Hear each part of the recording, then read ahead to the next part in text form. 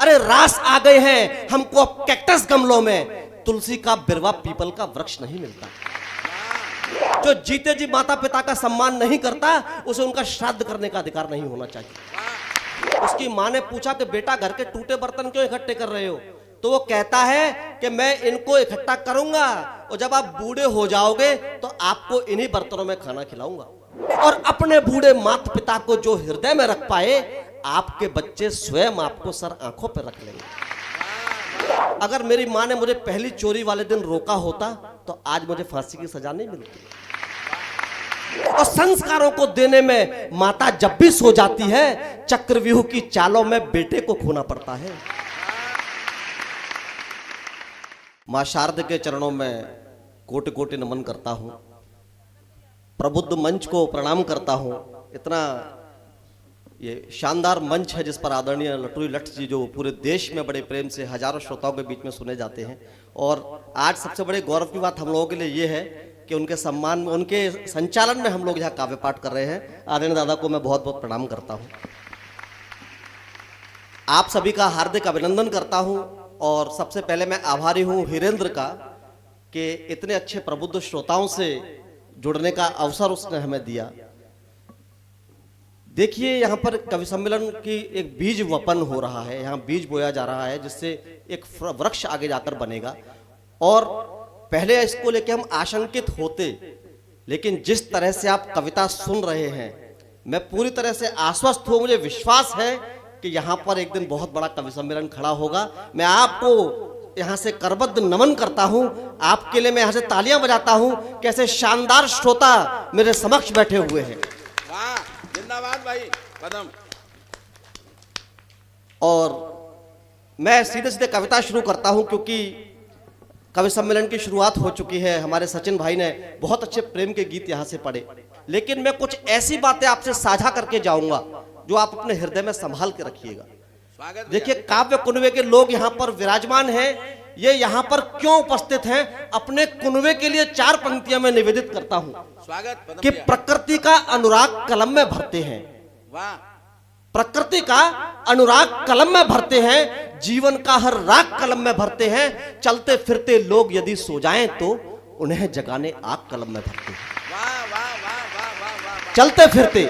चलते फिरते लोग यदि सो जाएं तो उन्हें जगाने आग कलम में भरते हैं। और देखिए दादा भी कह रहे थे कि आप लोग प्रबुद्ध हैं, जो मंच जो नीचे होते हैं वो मंच का भारी पलड़ा होता है। ये कविगण है, इनको बड़ा स्नेह मिलता है, लोग बड़ा आदर करते हैं। उसका कारण एक मैं बताऊं आपको, उसका कारण ये है कि ये लोग साधना करते हैं, वो साधना करते हैं, तपते हैं, और तपकर जो आपके समक्ष जो समाज के अंदर दिखता है उसको ये बताने का प्रयास करते हैं। कवि होना सामान्य बात नहीं है, कवि होना बड़ा कठिन है। मैं 4 पंक्तियां निवेदित करता हूं उन सब लोगों के लिए जिन्होंने अपने जीवन में उपलब्धियां हासिल की हैं और जो तप करते हैं समाज को कुछ देने के लिए। कि दीपक सी हर सांस जलानी पड़ती है, कवि ऐसे ही नहीं होते। दीपक सी हर सांस जलानी पड़ती है, भूखे रहकर कलम चलानी पड़ती है, और फल खाने को यूं ही वृक्ष नहीं मिलता, बीज को अपनी देह गलानी पड़ती है। फल खाने को यूं ही वृक्ष नहीं मिलता, बीज को अपनी देह गलानी पड़ती है। देखिए कवि तो आपके बीच में हमेशा पूरे देश काल में प्रारंभ से ही पौराणिक काल से ही आते रहे हैं और सदैव आते रहेंगे। सामाजिक जागरण का दायित्व कवियों पर होता है, और एक जो कमी दिखती है समाज में, तब भाई मोहित सक्सेना को, आदरणीय दादा को, आदरणीय सांड मुरैनवी जी जो अपने व्यंग के माध्यम से आपसे बात करेंगे, चंद्रवीर सोलंकी जी, प्रमोद जी, निभा जी, अंजना जी, हीरेंद्र भाई, सब लोग आपके बीच में बातें करेंगे। एक कमी समाज में मुझे दिखती है। मैं 4 पंक्तियां आपके बीच में निवेदित करता हूं, अपने काव्य पाठ की शुरुआत करता हूं। हमारे बड़े बुजुर्ग यहां पर विद्यमान हैं। एक कमी हुई है दादा, आप सभी सुनिएगा। पहले घर में जब कोई भी परेशानी होती थी तो उस परेशानी को घर के बुजुर्ग लोग मिलकर सुलझा दिया करते थे, लेकिन आज वो सारी परेशानियां न्यायालय और कचहरियों में जाके सुलझाई जाती हैं।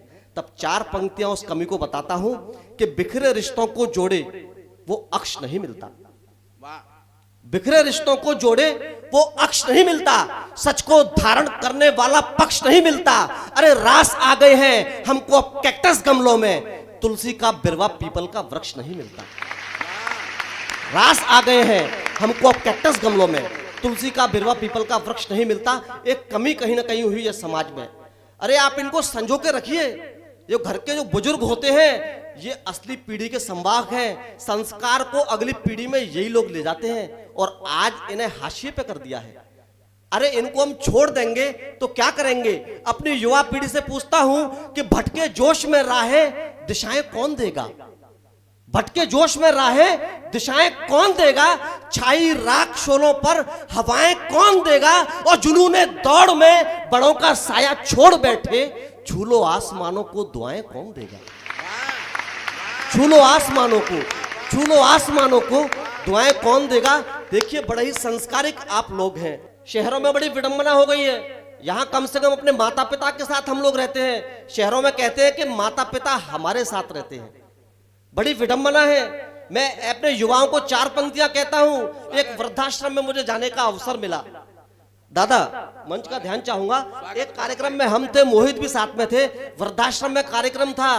कार्यक्रम के बाद कुछ बूढ़े जने इकट्ठे हुए और हम लोगों के पास आकर बोले कि आप मां शारदे के पुत्र हैं, आपकी बात सब सुनते हैं, कवियों की बात सब मानते हैं। और फोन दे के हमें बोले कि हमारे बेटों से फोन करके कह दो कि हमें घर ले जाएं। बड़ी पीड़ा होती है, हृदय में टीस उठती है। तब मैं 4 पंक्तियां ऐसे बच्चों को कहता हूं कि जग जाने से स्वप्न जो टूटे तो सोना ज्यादा अच्छा है। कि जग जाने से स्वप्न जो टूटे तो सोना ज्यादा अच्छा है। दिल जब भी भारी हो जाए तो रोना ज्यादा अच्छा है। और जिनके करके माता पिता की आंखों में आंसू आ जाए, ऐसे बच्चों के होने से ना होना ज्यादा अच्छा है। ऐसे बच्चों के होने से, ऐसे बच्चों के होने से ना होना ज्यादा अच्छा है। अरे हमारे आराध्य गणेश जी ने अपने माता पिता की परिक्रमा की तो उन्होंने कहा पूरी धरती की परिक्रमा मैंने लगा ली। और हम भगवान को ढूंढते हैं तीर्थों में जाके। अरे घर के भगवानों को तो पूजे हम पहले। अरे हमारे माता पिता को अपने हृदय में हम संजो के रखें, सबसे जरूरी वो है। आज ये कहीं ना कहीं ये कमी होती जा रही है। और देखिए फैशन क्या आ गई है। जब श्राद्ध पक्ष आता है तो बड़े बड़े भोज करते हैं, अपने माता पिता के नाम पर बड़े बड़े भंडारे करते हैं। माफ कीजिएगा, मैं नागर के इस मंच से एक बात कहता हूं, जो जीते जी माता पिता का सम्मान नहीं करता उसे उनका श्राद्ध करने का अधिकार नहीं होना चाहिए।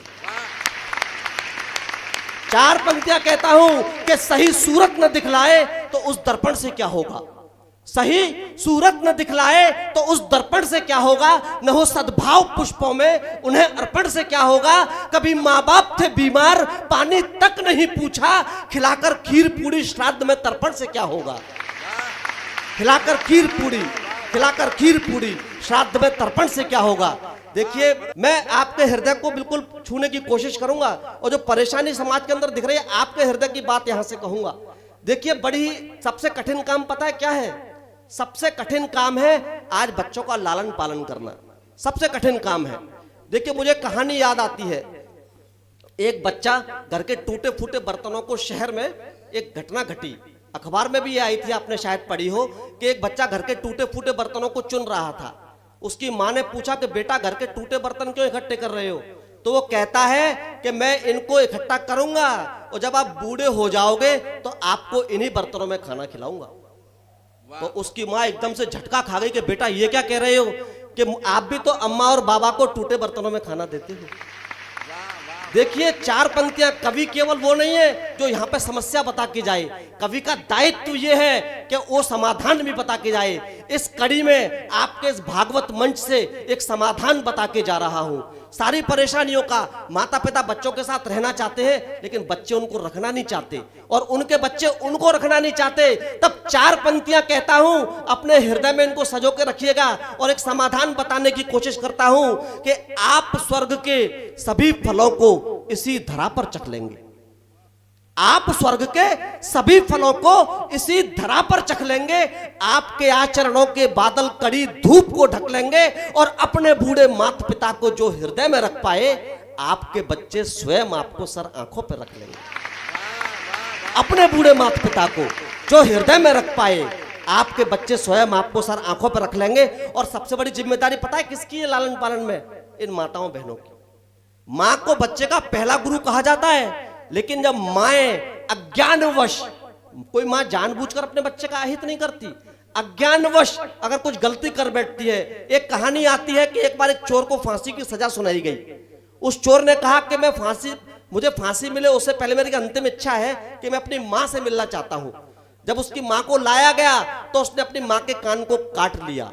तो न्यायाधीश बड़े गुस्सा हुए कि अरे तूने क्या धृष्टता की, अपनी मां के कान को काट लिया। तो कहता है कि जज साहब, अगर मेरी मां ने मुझे पहली चोरी वाले दिन रोका होता तो आज मुझे फांसी की सजा नहीं मिलती। तब मां का दायित्व बहुत बड़ा है। अज्ञानवश, भूलवश वो गलतियां ना कर दे। मैं 4 पंक्तियां हमेशा निवेदित करता हूं और पूरे भारत देश में इनको बड़ा स्नेह मिलता है कि मीठे फल देने वाले बीजों को बोना पड़ता है। मीठे फल देने वाले बीजों को बोना पड़ता है। लोहे को सोना करने पारसा होना पड़ता है। और संस्कारों को देने में माता जब भी सो जाती है, चक्रव्यूह की चालों में बेटे को खोना पड़ता है। संस्कारों को देने में माता जब भी सो जाती है, चक्रव्यूह की चालों में बेटे को खोना पड़ता है।